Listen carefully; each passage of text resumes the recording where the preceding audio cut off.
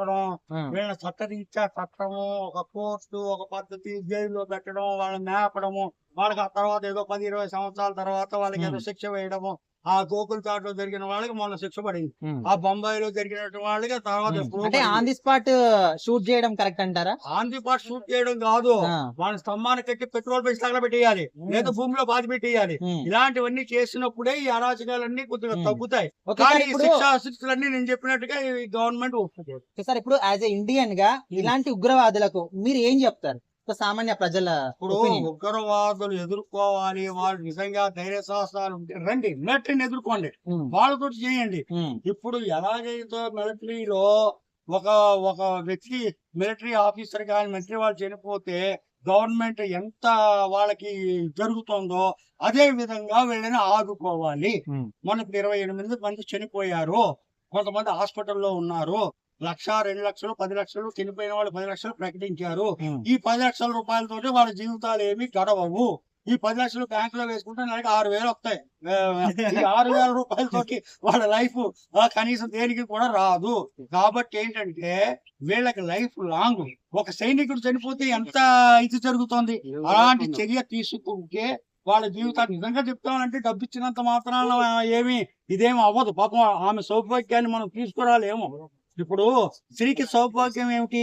మంగళసూత్రం. మంగళసూత్రం ఎవరు? భర్త. ఈ భర్త చనిపోయిన తర్వాత ఇంకా ఆమెకి శూన్యం, ఆమె జీవితం. ఒక మాట, గన్నిచ్చి మీకు పాకిస్తాన్ వాళ్ళని మీ ముందర పెడితే మీరు ఏం చేస్తారు? శుభ్రంగా కాల్చి పారేస్తారు. మరి అలా ఇలా కాదు, ఇక్కడిక్కడ అందరు ఎదిగితే అందరినీ పిలిచి మరీ కాల్చి పారేస్తాను. నేను అక్కడికి వెళ్ళిపోయినంత మాత్రం నష్టం ఏం లేదు. విక్రమ్ లో కమల్ హాసన్ మాదిరి కాల్ చేస్తారా? భారతీయుడిగా వీళ్ళందరినీ ఏం చేయాలంటే శుభ్రంగా ఈ అన్యాయం చేసిన వాళ్ళందరినీ కూడా జైల్లో పెట్టడం, మేపడం ఇవన్నీ చేయకుండా భారతీయ సినిమాలో కమల్ హాసన్ లాగా అప్పటికప్పుడే ఇది చేసేస్తే వీళ్ళని చక్కగా చేస్తే. కానీ ఏంటంటే మన ఇండియాలో ఉండే లుసుకులు కొన్ని ఉన్నాయి కాబట్టి దాని మూలాన్ని వీళ్ళంతా బయట పడుతున్నారు అనమాట. వాళ్ళకి శిక్షలు మార్చాలి, ఎవరికి తెలియకుండా వాళ్ళని ఈ జైల్లో పెట్టడం ఇవన్నీ చేయకూడదు.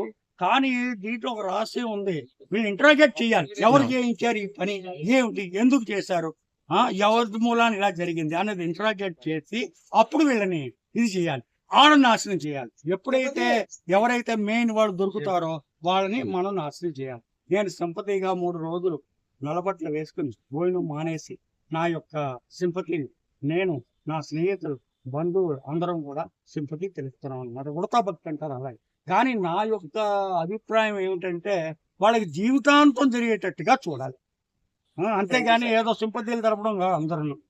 అలా ఏమి అనుకోవాలి అసలు? అంటే ప్రభుత్వం వైఫల్యమా లేకపోతే ఇప్పుడు మొన్న జరిగింది చాలా విచిత్రంగా జరిగిందండి.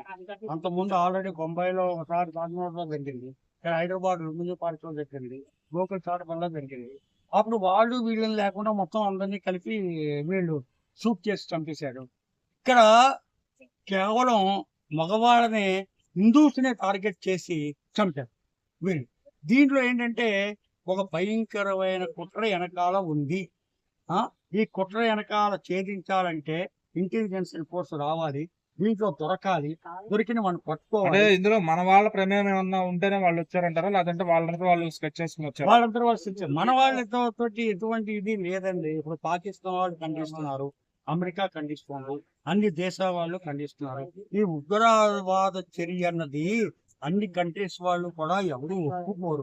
దీన్ని ఏం చేయాలంటే ఈ ఉగ్రవాద శిబిరాలన్నింటినీ కూడా బాంబులు వేసి నాశనం చేసేయాలి. అలాగే మిలిటరీ ఏంటంటే చాలా స్ట్రిక్ట్ చేసుకోవాలి. ఇంకొకళ్ళు చేయకూడదు ఇలాంటిది అంటే వాళ్ళకి ఏ విధమైన శిక్ష విధించి అది తెలియజేయాలి గవర్నమెంట్. అది తెలియజేయాలంటే మన దాంట్లో ఉండేటువంటి లాలో కొన్ని లొసుకులు ఉన్నాయి.